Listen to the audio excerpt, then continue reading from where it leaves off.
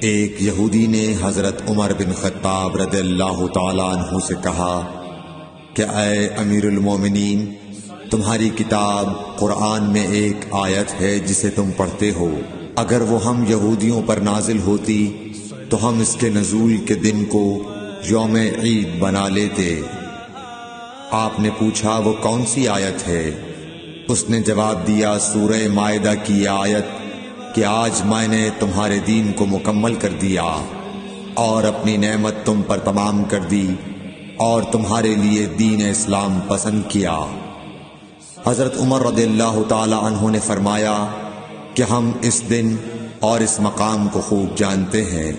جب یہ آیت رسول اللہ صلی اللہ علیہ وسلم پر نازل ہوئی، اس وقت آپ صلی اللہ علیہ وسلم عرفات میں جمعے کے دن کھڑے ہوئے تھے۔